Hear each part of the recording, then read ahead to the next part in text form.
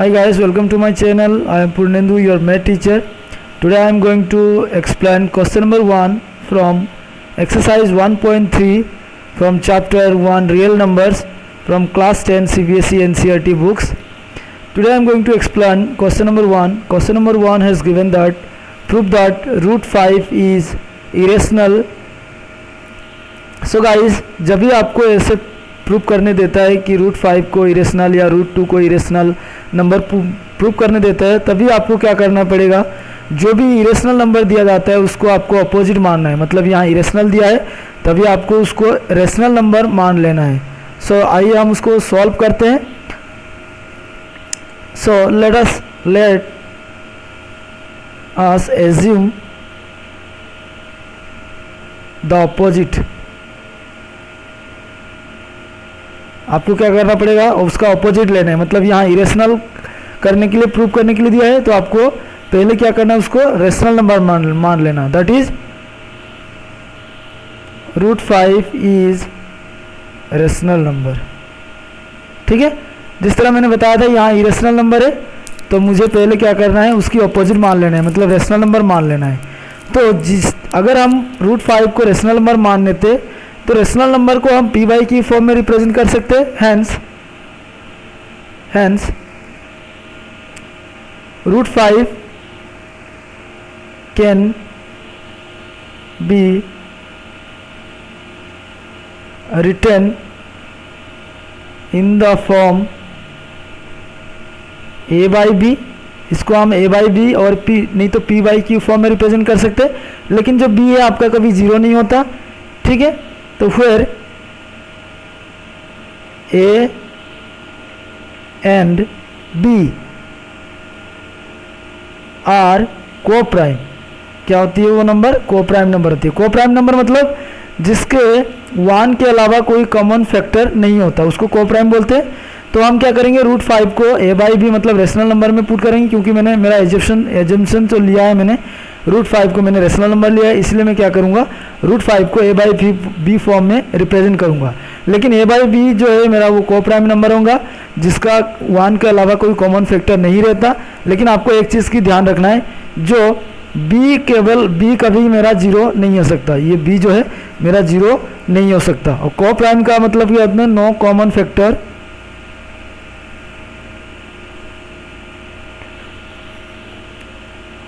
Other than 1 के अलावा उसका कोई कॉमन फैक्टर नहीं होता है.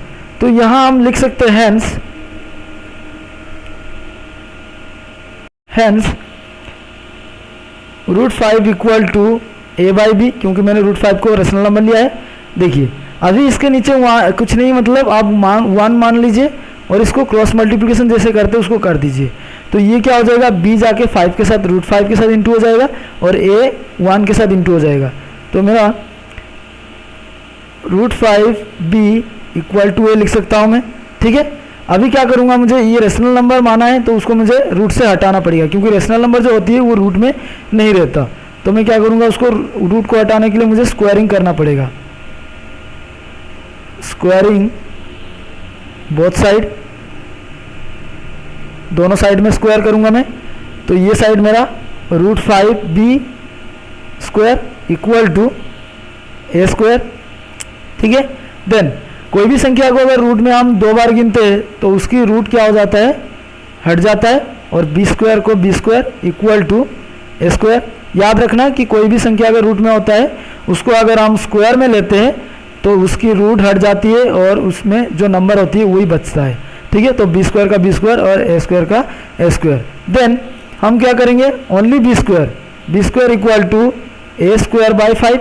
ये 5 इस तरफ इंटू था और मैं अगर इस तरफ ले जाऊंगा तो ये क्या हो जाएगा, डिवाइड हो जाएगा. ठीक है, उसकी सिंबल चेंज हो जाता है. अगर यहाँ इस तरफ प्लस होता है तो ये इस तरफ माइनस हो जाता है. लेकिन यहाँ ये इस तरफ इंटू है, 5 into B square 5b square होती है, तो यहाँ इंटू है इसीलिए यहाँ आके क्या हो जाएगा, डिवाइड हो जाएगा. ठीक है, hence 5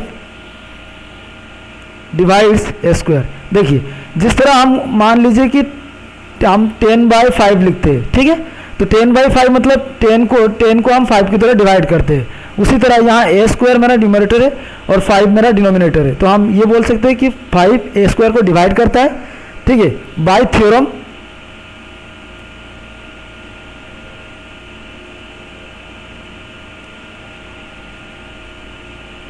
theorem 1.3।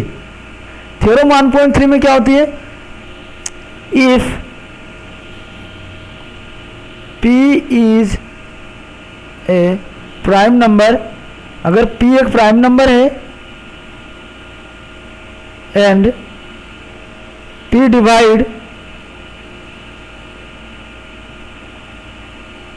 Divides a square, then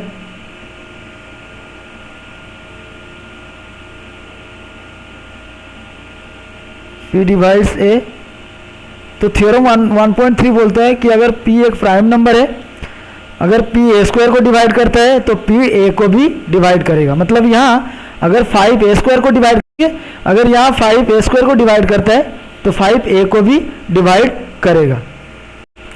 फिर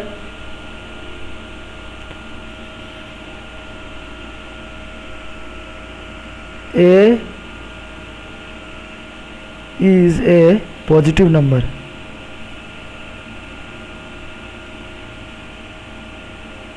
ठीक है, देन सो हम लिख सकते हैं 5 shall divide A also, okay, hence we can say a by 5 equal to c, where c is some integer, ठीक है। सपोज आप मान लीजिए कि जो a है, सपोज आप मान लीजिए कि 10 बाय हम डिवाइड 5 करते हैं, मतलब 10 को 5 के द्वारा डिवाइड करते हैं, तो अगर 5 के द्वारा डिवाइड करते हैं तो 5 2 10 हो जाएगा, तो 2 मेरा क्या है, एक पॉजिटिव इंटीजर है। उसी तरह मैंने यहाँ c को, सपोज a के वैल्यू मैंने 10 लिया है यहाँ जिस तरह, तो मेरा आंसर कितना आया 2, तो उसी तरह a को मैं अगर डिवाइड करता हूँ 5 के द्वारा तो कुछ ना कुछ आंसर आती है, उसी को मैंने c ले लिया है, जो कि c मेरा क्या है, एक इंटीजर होती है। तो हम यहाँ क्या कर सकते हैं, a इक्वल टू इसके नीचे कुछ नहीं मतलब 1 मान लीजिए, तब ये क्या हो जाएगा, क्रॉस मल्टीप्लिकेशन हो जाएगा, तो ये a एक 1 के साथ इंटू हो जाएगा और ये जो c है, c जो है ये 5 के साथ इंटू हो जाएगा। तो हम यहाँ लिख सकते हैं a equal to 5c, then now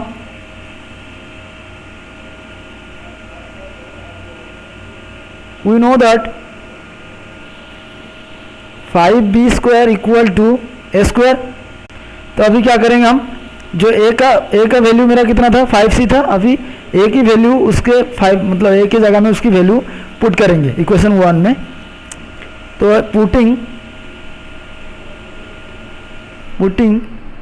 a equal to 5c, so मेरा इक्वेशन 1 था 5b square equal to a square, then 5b square को मैं 5b स्क्वायर लिखा, मुझे a का वैल्यू कितना था, a का वैल्यू कितना था, 5c था, तो मैं 5c लिखा, और a के स्क्वायर है तो मैं ये होल में स्क्वायर भी लगा दिया।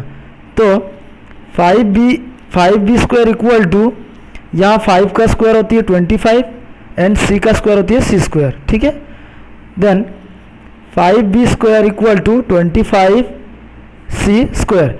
अभी क्या करूँगा मैं, ये b स्क्वायर को मैं अलग कर लूँगा और 5 जो इस तरफ इंटू है उस तरफ जाएगा, तो ये क्या हो जाएगा, डिवाइड हो जाएगा, 25c स्क्वायर बाय 5, तो यहाँ कैंसिल हो सकता है, 5 5 0 होगा 25, तो मेरा क्या हो जाएगा, b square equal to 5c square, ठीक है। अभी जो 5 है, इस तरफ 5 है, मैं उसको इस तरफ ले आऊँगा, मतलब ये इंटू में है इस तरफ, अगर मैं इस तरफ ले आऊँगा तो ये डिवाइड हो जाएगा, मतलब मेरा हो जाएगा b square by 5 equal to c, ठीक है। हेंस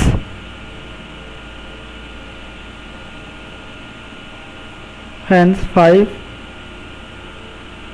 divides b स्क्वायर, यहाँ 5 यहाँ b स्क्वायर को 5 डिवाइड कर रहा है, तो मैंने लिखा है hence 5 divides b square, okay. So by theorem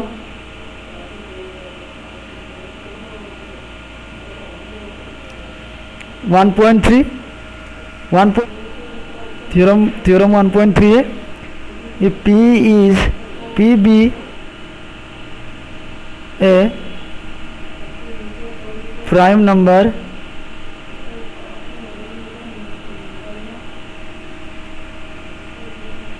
if P divides a square, then P divide a, अगर P ए स्क्वायर को डिवाइड कर रहा है तो P ए को भी डिवाइड करेगा, where a is a positive integer।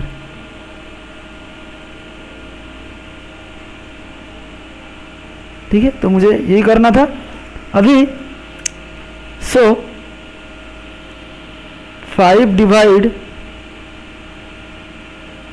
B also, जिस तरह मैंने 5 ए स्क्वायर को डिवाइड किया था तो ए को भी डिवाइड किया, उसी तरह 5 बी स्क्वायर को भी डिवाइड किया था, बी को भी डिवाइड करेगा अकॉर्डिंग टू थ्योरम 1.3।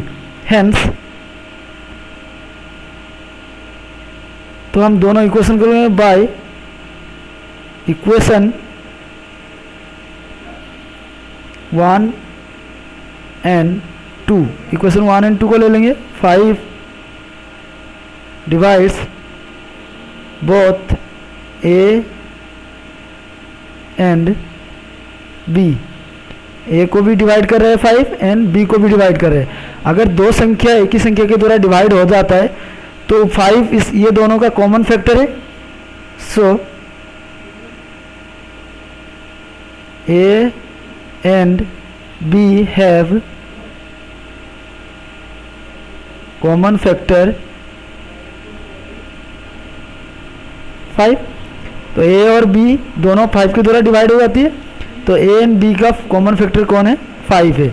लेकिन मेरा जो संख्या था पहले क्वेश्चन में क्या दिया था? इरेशनल नंबर था, और इरेशनल नंबर का जो फैक्टर होता है वो कोप्राइम होती है, मतलब उसके 1 के अलावा कोई भी दूसरा कॉमन फैक्टर नहीं होता। लेकिन यहाँ 5 मेरा 1 के अलावा 5 एक कॉमन फैक्टर हो रहा है, इसीलिए मेरा जो एजम्पशन था, hence our assumption is wrong.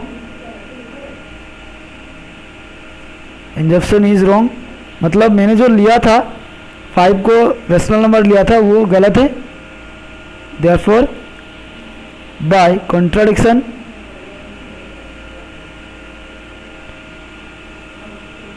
√5 is irrational. Irrational यही मुझे प्रूव करना था, √5 को प्रूव करना था।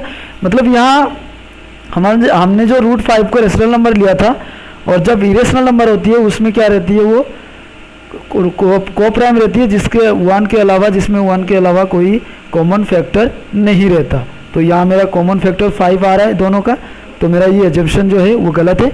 Bye contradiction √5 is irrational number, मुझे यही प्रूव करना था। Thank you.